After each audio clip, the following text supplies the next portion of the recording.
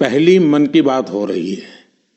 आप लोगों ने एक बात जरूर नोटिस की होगी, हर बार मन की बात महीने के आखिरी रविवार को होती है, लेकिन इस बार हम एक सप्ताह पहले चौथे रविवार के बजाय तीसरे रविवार को ही मिल रहे हैं, क्योंकि अगले सप्ताह रविवार के दिन ही गणतंत्र दिवस है। मैं सभी देशवासियों को गणतंत्र दिवस की अग्रिम शुभकामनाएं देता हूं। साथियों, इस बार का गणतंत्र दिवस बहुत विशेष है। ये भारतीय गणतंत्र की 75वीं वर्षगांठ है। इस वर्ष संविधान लागू होने के 75 साल हो रहे हैं। मैं संविधान सभा के उन सभी महान व्यक्तित्वों को नमन करता हूं जिन्होंने हमें हमारा पवित्र संविधान दिया। संविधान सभा के दौरान अनेक विषयों पर लंबी लंबी चर्चाएं हुई। वो चर्चाएं संविधान सभा के सदस्यों के विचार, उनकी वो वाणी हमारी बहुत बड़ी धरोहर है। आज मन की बात में मेरा प्रयास है कि आपको कुछ महान नेताओं की ओरिजिनल आवाज सुनाऊं। साथियों, जब संविधान सभा ने अपना काम शुरू किया तो बाबा साहब आम्बेडकर ने परस्पर सहयोग को लेकर एक बहुत महत्वपूर्ण बात कही थी। उनका ये संबोधन इंग्लिश में है, मैं उसका एक अंश आपको सुनाता हूं। So far as the ultimate goal is concerned, I think none of us need have any apprehensions. None of us need have any doubt. But my fear, which I must express clearly, is this. Our difficulty, as I said, is not about the ultimate future. Our difficulty is how to make the heterogeneous mess that we have today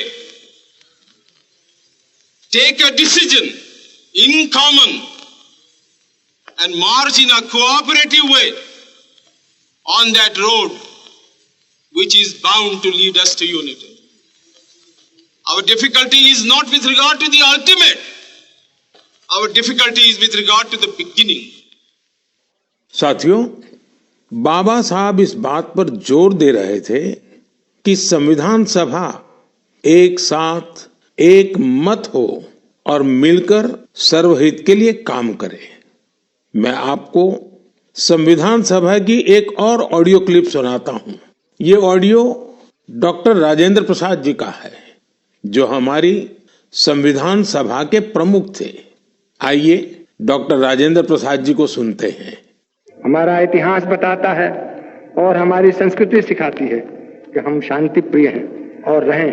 हमारा साम्राज्य, हमारी फतेह दूसरे तरह की रही है। हमने दूसरों को जंजीरों से, चाहे वो लोहे की हो या सोने की, कभी नहीं बांधने की कोशिश की। हमने दूसरों को अपने साथ लोहे के जंजीर से भी ज्यादा मजबूत मगर सुंदर और सुखद रेशम के धागे से बांध रखा है, और वो बंधन धर्म का है, संस्कृति का है, ज्ञान का है। हम अब भी उसी रास्ते पर चलते रहेंगे और हमारी एक ही इच्छा और अभिलाषा है। वो अभिलाषा ये है कि हम संसार में सुख और शांति कायम करने में मदद पहुंचा सकें और संसार के हाथों में सत्य और अहिंसा वो अचूक हथियार दे सकें जिसने हमें आज आजादी तक पहुंचाया है। हमारी जिंदगी और संस्कृति में कुछ ऐसा है जिसने हमें समय के थपेड़ों के बावजूद जिंदा रहने की शक्ति दी है। अगर हम अपने आदर्शों को सामने रखे रहेंगे तो हम संसार की बड़ी सेवा कर पाएंगे। साथियों, डॉक्टर राजेंद्र प्रसाद जी ने मानवीय मूल्यों के प्रति देश की प्रतिबद्धता की बात कही थी। अब मैं आपको डॉक्टर श्यामा प्रसाद मुखर्जी की आवाज सुनाता हूं। उन्होंने अवसरों की समानता का विषय उठाया। डॉक्टर श्यामा प्रसाद मुखर्जी ने कहा था, I hope, sir, that we shall go ahead with our work in spite of all difficulties and thereby help to create that great India, which will be the motherland of not this community or that, not this class of it, but of every person, man, woman and child inhabiting in this great land, irrespective of race, caste, creed, or community. Everyone to have an equal opportunity so that he or she can develop himself and herself according to the best talent and serve the great common motherland of their. साथियों, मुझे उम्मीद है आपको भी संविधान सभा की debate से ये ओरिजिनल ऑडियो सुनकर अच्छा लगा होगा। हम देशवासी को इन विचारों से प्रेरणा लेकर ऐसे भारत के निर्माण के लिए काम करना है जिस पर हमारे संविधान निर्माताओं को भी गर्व हो। साथियों, गणतंत्र दिवस से एक दिन पहले 25 जनवरी को नेशनल वोटर्स डे है। ये दिन इसलिए अहम है क्योंकि इस दिन भारतीय निर्वाचन आयोग की स्थापना हुई थी। Election commission. हमारे संविधान निर्माताओं ने संविधान में हमारे चुनाव आयोग को लोकतंत्र में लोगों की भागीदारी को बहुत बड़ा स्थान दिया है। देश में जब 1951-52 में पहली बार चुनाव हुए तो कुछ लोगों को संशय था कि क्या देश का लोकतंत्र जीवित रहेगा, लेकिन हमारे लोकतंत्र ने सारी आशंकाओं को गलत साबित किया। आखिर भारत मदर ऑफ डेमोक्रेसी है। बीते दशकों में भी देश का लोकतंत्र सशक्त हुआ है, समृद्ध हुआ है। मैं चुनाव आयोग का भी धन्यवाद दूंगा जिसने समय समय पर हमारी मतदान प्रक्रिया को आधुनिक बनाया है, मजबूत किया है। आयोग ने जनशक्ति को और शक्ति देने के लिए तकनीकी शक्ति का उपयोग किया। मैं चुनाव आयोग को निष्पक्ष चुनाव के उनके कमिटमेंट के लिए बधाई देता हूं। मैं देशवासियों से कहूंगा कि वो ज्यादा से ज्यादा संख्या में अपने मत के अधिकार का उपयोग करें, हमेशा करें और देश के डेमोक्रेटिक प्रोसेस का हिस्सा भी बने और इस प्रोसेस को सशक्त भी करें। मेरे प्यारे देशवासियों, प्रयागराज में महाकुंभ का श्री गणेश हो चुका है। चिरस्मरणीय जन सैलाब, अकल्पनीय दृश्य और समता समरसता का असाधारण संगम। इस बार कुंभ में कई दिव्य योग भी बन रहे हैं। कुंभ का ये उत्सव विविधता में एकता का उत्सव मनाता है। संगम की रेती पर पूरे भारत के, पूरे विश्व के लोग जुड़ते हैं। हजारों वर्षों से चली आ रही इस परंपरा में कहीं भी कोई भेदभाव नहीं, जातिवाद नहीं। इसमें भारत के दक्षिण से लोग आते हैं, भारत के पूर्व और पश्चिम से लोग आते हैं। कुंभ में गरीब अमीर सब एक हो जाते हैं। सब लोग संगम में डुबकी लगाते हैं, एक साथ भंडारों में भोजन करते हैं, प्रसाद लेते हैं। तभी तो कुंभ एकता का महाकुंभ है। कुंभ का आयोजन हमें ये भी बताता है कि कैसे हमारी परंपराएं पूरे भारत को एक सूत्र में बांधती हैं। उत्तर से दक्षिण तक मान्यताओं को मानने के तरीके एक जैसे ही है। एक तरफ प्रयागराज, उज्जैन, नासिक और हरिद्वार में कुंभ का आयोजन होता है, वैसे ही दक्षिण भूभाग में गोदावरी, कृष्णा, नर्मदा और कावेरी नदी के तटों पर पुष्करम होते हैं। ये दोनों ही पर्व हमारी पवित्र नदियों से, उनकी मान्यताओं से जुड़े हुए हैं। इसी तरह कुंभकोणम से तिरुक्कड़ियूर, कुड़वासल से तिरुचेरै अनेक ऐसे मंदिर हैं जिनकी परंपराएं कुंभ से जुड़ी हुई हैं। साथियों, इस बार आप सब ने देखा होगा कि कुंभ में युवाओं की भागीदारी बहुत व्यापक रूप में नजर आती है। और ये भी सच है कि जब युवा पीढ़ी अपनी सभ्यता के साथ गर्व के साथ जुड़ जाती है तो तो उसकी जड़ें और मजबूत होती हैं और तब उसका स्वर्णिम भविष्य भी सुनिश्चित हो जाता है। हम इस बार कुंभ के डिजिटल फुटप्रिंट्स भी इतने बड़े स्केल पर देख रहे हैं। कुंभ की ये वैश्विक लोकप्रियता हर भारतीय के लिए गर्व की बात है। साथियों, कुछ दिन पहले ही पश्चिम बंगाल में गंगा सागर मेले का भी विहंगम आयोजन हुआ है। संक्रांति के पावन अवसर पर इस मेले में पूरी दुनिया से आए लाखों श्रद्धालुओं ने डुबकी लगाई है। कुंभ, पुष्करम और गंगा सागर मेला हमारे ये पर्व हमारे सामाजिक मेलजोल को, सद्भाव को, एकता को बढ़ाने वाले पर्व है। ये पर्व भारत के लोगों को भारत की परंपराओं से जोड़ते हैं और जैसे हमारे शास्त्रों ने संसार में धर्म, अर्थ, काम, मोक्ष चारों पर बल दिया है, वैसे ही हमारे पर्वों और परंपराएं भी आध्यात्मिक, सामाजिक, सांस्कृतिक और आर्थिक हर पक्ष को भी सशक्त करते हैं। साथियों, इस महीने हमने पौष शुक्ल द्वादशी के दिन रामलला के प्राण प्रतिष्ठा पर्व की पहली वर्षगांठ मनाई है। इस साल पौष शुक्ल द्वादशी 11 जनवरी को पड़ी थी। इस दिन लाखों राम भक्तों ने अयोध्या में रामलला के साक्षात दर्शन कर उनका आशीर्वाद लिया। प्राण प्रतिष्ठा की ये द्वादशी भारत की सांस्कृतिक चेतना की पुनः प्रतिष्ठा की द्वादशी है। इसलिए पौष शुक्ल द्वादशी का ये दिन एक तरह से प्रतिष्ठा द्वादशी का दिन भी बन गया है। हमें विकास के रास्ते पर चलते हुए ऐसे ही अपनी विरासत को भी सहेजना है, उनसे प्रेरणा लेते हुए आगे बढ़ना है।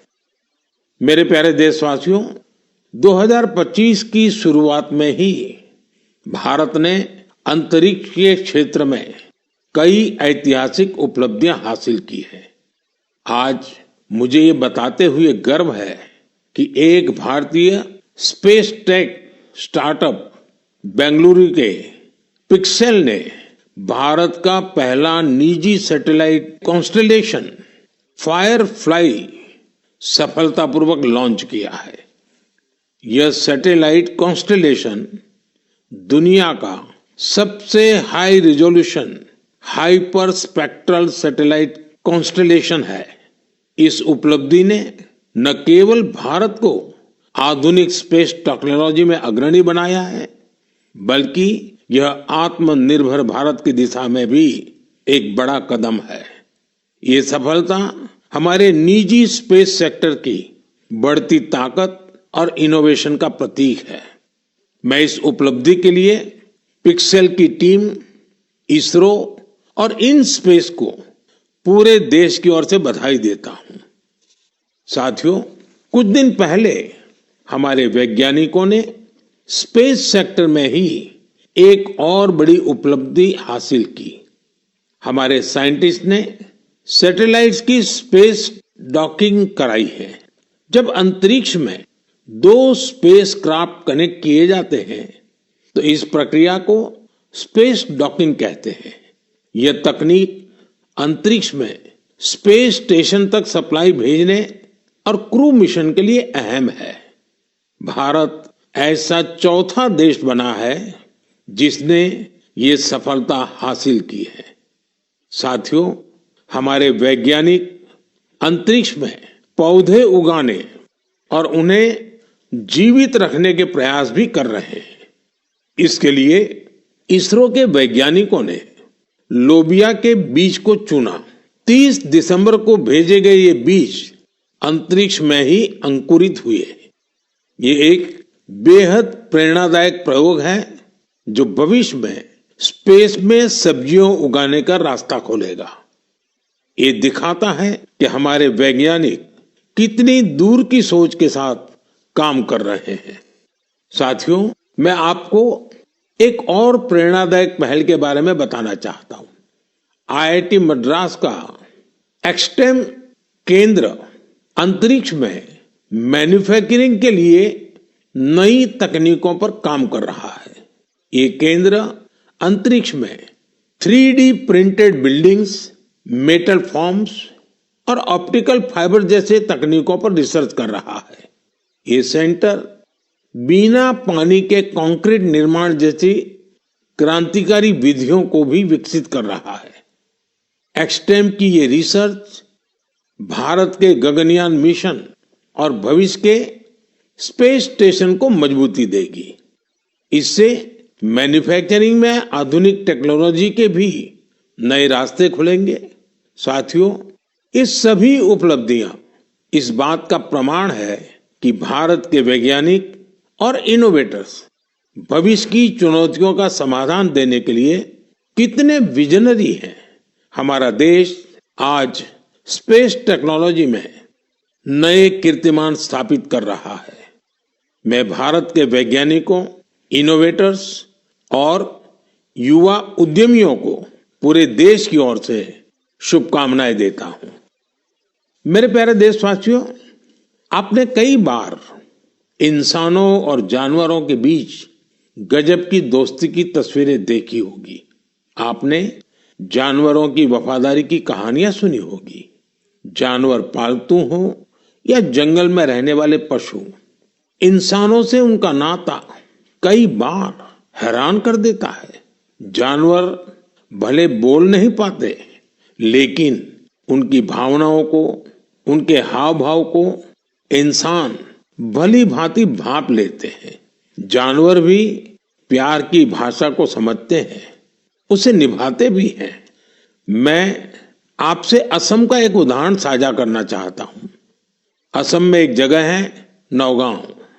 नौगांव हमारे देश की महान विभूति श्रीमद शंकर देव जी का जन्म स्थान भी है। यह जगह बहुत ही सुंदर है। यहाँ हाथियों का भी एक बड़ा ठिकाना है।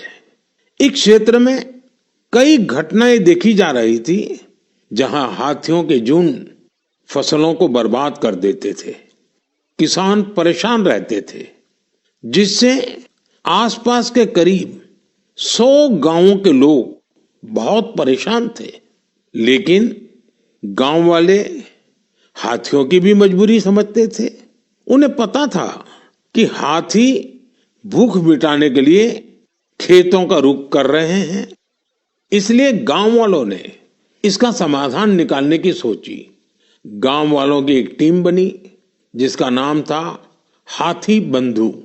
हाथी बंधुओं ने सूझबूझ दिखाते हुए करीब 800 बीघा बंजर भूमि पर एक अनूठी कोशिश की। यहाँ गांव वालों ने आपस में मिलजुल कर नेपियर ग्रास लगाई। इस घास को हाथी बहुत पसंद करते हैं। इसका असर ये हुआ कि हाथियों ने खेतों की ओर जाना कम कर दिया। यह हजारों गांव वालों के लिए बहुत राहत की बात है। उनका ये प्रयास हाथियों को भी खूब भाया है। साथियों, हमारी संस्कृति और विरासत हमें आसपास के पशु पक्षियों के साथ प्यार से रहना सिखाती है। ये हम सभी के लिए बहुत खुशी की बात है कि बीते 2 महीनों में हमारे देश में 2 नए टाइगर रिजर्व्स जुड़े हैं। इनमें से एक है छत्तीसगढ़ में गुरु घासीदास तमोर पिंगला टाइगर रिजर्व और दूसरा है एमपी में राता पानी टाइगर रिजर्व। मेरे प्यारे देशवासियों, स्वामी विवेकानंद जी ने कहा था, जिस व्यक्ति में अपने आइडिया को लेकर जुनून होता है वही अपने लक्ष्य को हासिल कर पाता है। किसी आइडिया को सफल बनाने के लिए हमारा पैशन और डेडिकेशन सबसे जरूरी होता है। पूरी लगन और उत्साह से ही इनोवेशन, क्रिएटिविटी और सफलता का रास्ता अवश्य निकलता है। कुछ दिन पहले ही स्वामी विवेकानंद जी की जयंती पर मुझे विकसित भारत यंग लीडर्स डायलॉग का हिस्सा बनने का सौभाग्य मिला। यहाँ मैंने देश के कोने कोने से आए युवा साथियों के साथ अपना पूरा दिन बिताया। युवाओं ने स्टार्टअप्स, कल्चर, विमेन, यूथ और इंफ्रास्ट्रक्चर जैसे कई सेक्टर्स को लेकर अपने आइडियाज शेयर किए। यह कार्यक्रम मेरे लिए बहुत यादगार रहा। साथियों, कुछ दिन पहले ही स्टार्टअप इंडिया के 9 साल पूरे हुए हैं। हमारे देश में जितने स्टार्टअप्स 9 साल में बने हैं, उनमें से आधे से ज्यादा टियर 2 और टियर 3 शहरों से हैं। और जब ये सुनते हैं तो हर हिंदुस्तानी का दिल खुश हो जाता है। यानी हमारा स्टार्टअप कल्चर बड़े शहरों तक ही सीमित नहीं है।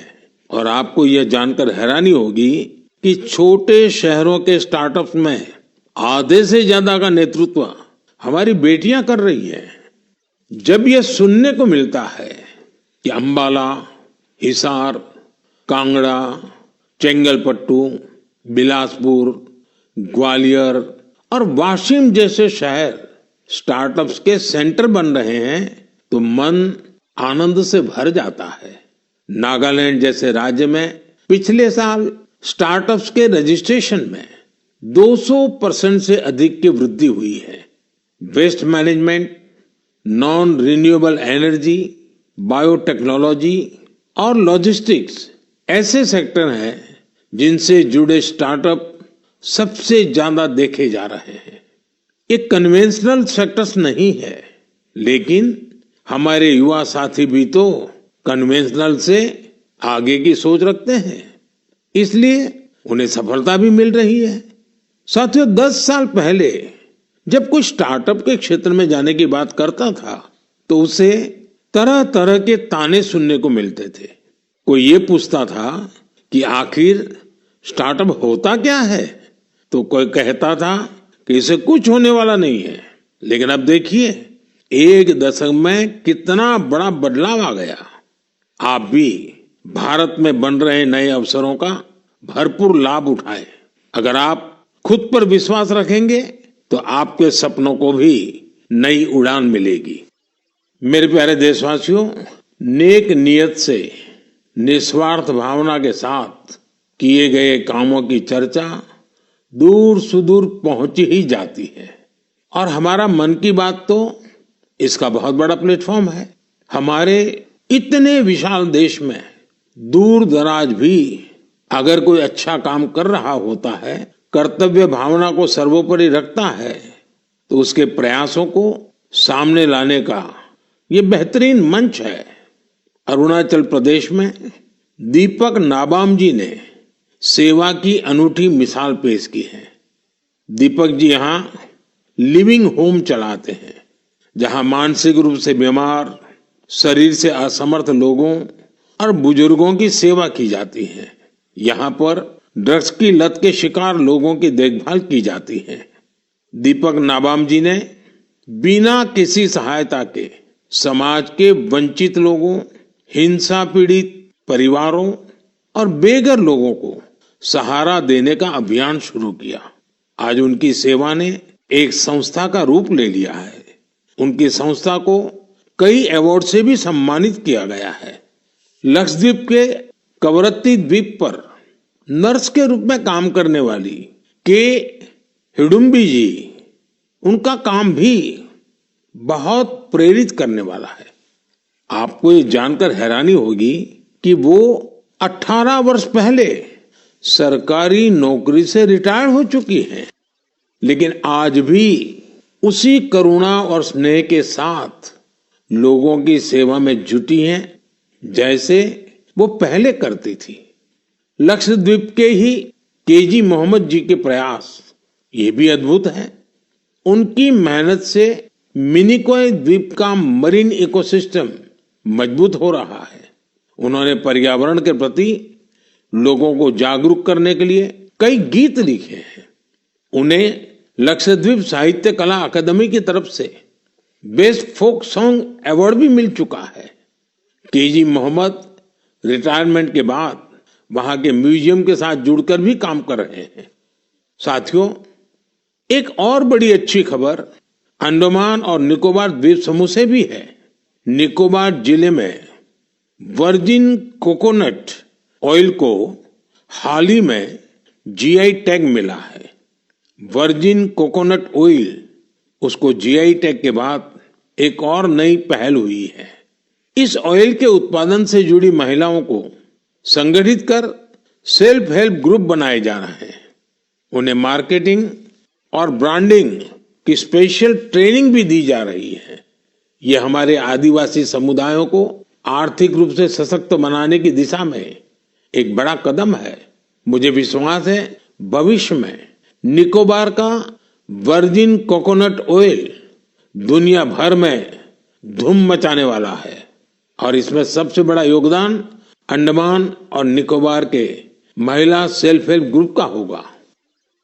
मेरे प्यारे देशवासियों, पल भर के लिए आप एक दृश्य की कल्पना कीजिए। कोलकाता में जनवरी का समय है, दूसरा विश्व युद्ध अपने चरम पर है और इधर भारत में अंग्रेजों के खिलाफ गुस्सा उफान पर है। इसकी वजह से शहर में चप्पे चप्पे पर पुलिस वालों की तैनाती है। कोलकाता के बीचों बीच एक घर के आसपास पुलिस की मौजूदगी ज्यादा चौकस है। इसी बीच लंबा ब्राउन कोट, पैंट और काली टोपी पहने हुए एक व्यक्ति रात के अंधेरे में एक बंगले से कार लेकर बाहर निकलता है। मजबूत सुरक्षा वाली कई चौकियों को पार करते हुए वो एक रेलवे स्टेशन गोमो पहुंच जाता है। ये स्टेशन अब झारखंड में है। यहां से एक ट्रेन पकड़कर वो आगे के लिए निकलता है। इसके बाद अफगानिस्तान होते हुए वो यूरोप जा पहुंचता है और यह सब अंग्रेजी हुकूमत के अवैध किलेबंदी के बावजूद होता है। साथियों, ये कहानी आपको फिल्मी सीन जैसी लगती होगी। आपको लग रहा होगा इतनी हिम्मत दिखाने वाला व्यक्ति आखिर किस मिट्टी का बना होगा। दरअसल ये व्यक्ति कोई और नहीं, हमारे देश की महान विभूति नेताजी सुभाष चंद्र बोस थे।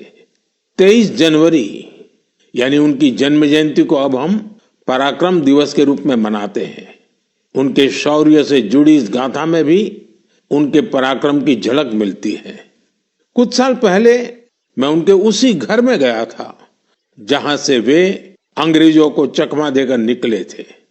उनकी वो कार अभी वहां मौजूद है।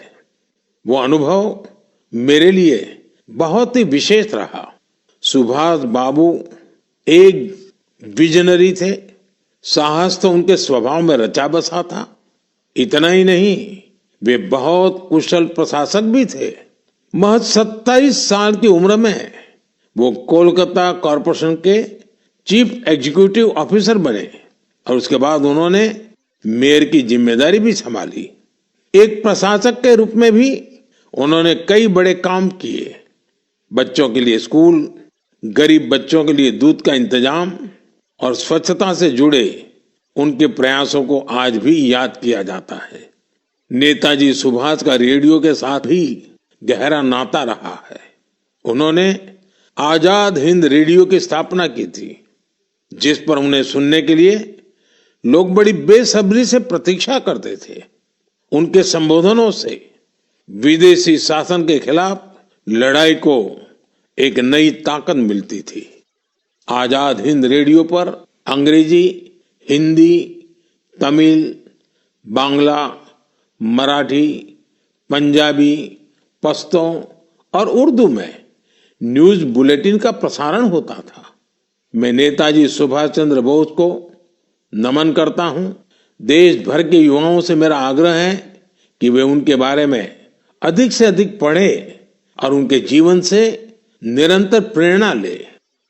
साथियों, मन की बात का ये कार्यक्रम हर बार मुझे राष्ट्र के सामूहिक प्रयासों से, आप सबकी सामूहिक इच्छा शक्ति से जोड़ता है।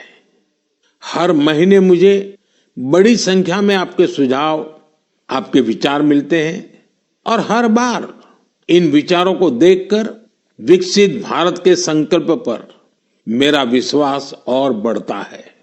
आप सब इसी तरह अपने अपने काम से भारत को सर्वश्रेष्ठ बनाने के लिए प्रयास करते रहें। इस बार की मन की बात में फिलहाल इतना ही। अगले महीने फिर मिलेंगे भारतवासियों की उपलब्धियां, संकल्पों और सिद्धियों की नई गाथाओं के साथ। बहुत बहुत धन्यवाद। नमस्कार।